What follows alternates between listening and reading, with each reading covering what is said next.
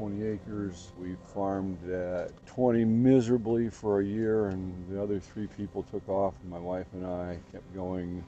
It's been a persistent upward growth in both in the amount of people working on the farm and the volume of produce that we've grown and the size of the amount of land that we farm. We've been in production about 30 years, and yeah, I think this is 32. 32 years. You know, we always look for opportunities as they came at us, and a lot of what we started out doing as a market farm, which expanded into the CS, because in both of those things, it's very valuable to have a wide diversity of crops. We started getting in the restaurant business because we were running trucks midweek to Portland that were only half full, and that proved to be lucrative and sort of drew us into a market that we hadn't been in, and also complemented the diversity which we have on the farm.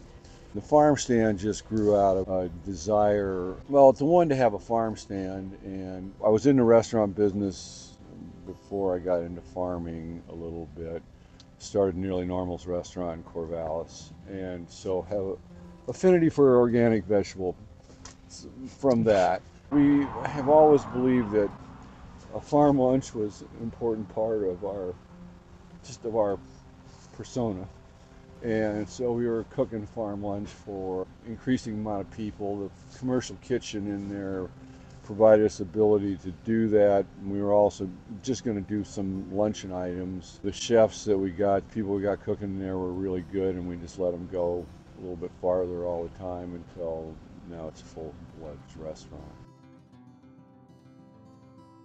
My roles on the farm are primarily to manage the rotation, decide where we're planting things, coordinate getting the ground ready with our tillage coordinator. We're farming about 68 different fields and greenhouses, so soil test all those and then take a look at the nutrient levels and decide what to add. John's kind of an old school organic farmer, and his approach for the last 30 years is you throw a bunch of compost on the ground and then you grow the crops, and maybe it works, and usually it does, sometimes it doesn't. And now I'm kind of more going with specialty fertilizers and feather meal and then potassium where it's needed.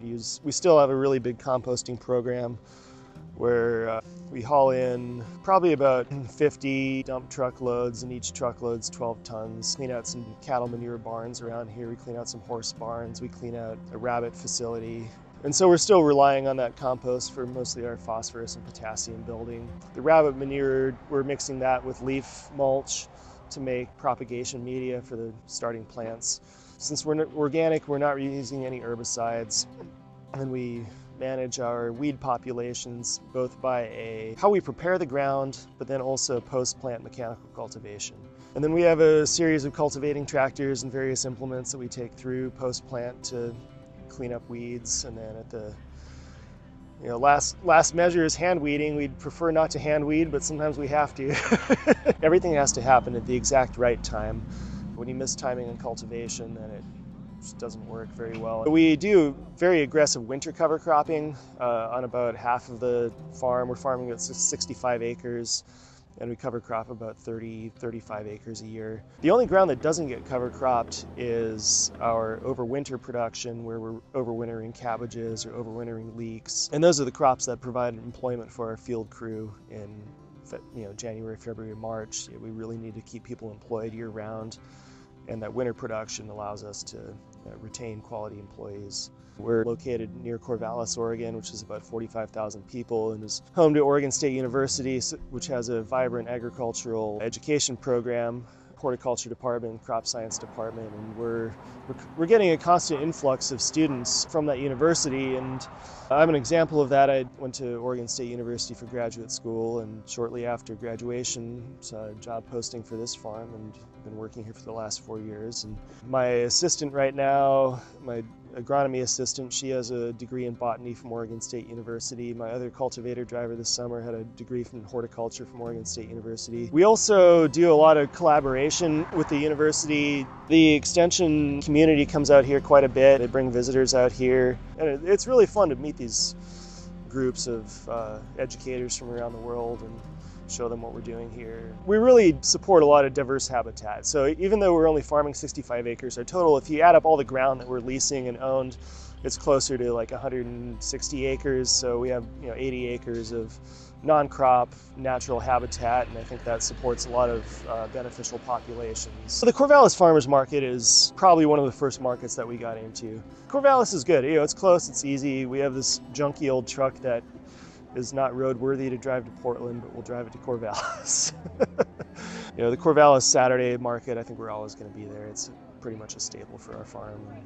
We do a lot of business with the First Alternative Co-op. We're primarily fresh market vegetables. We have to pay wages that are somewhat in line with the surrounding farms. But the benefit for working for Gathering Together, we treat our employees with a lot higher level of respect and care. We provide a clinic for anybody on the farm who doesn't have health insurance can go to a clinic once a month where there's a general chiropractor. I don't know, there's like 4 or 5 doctors down there. And we provide dental care for our employees.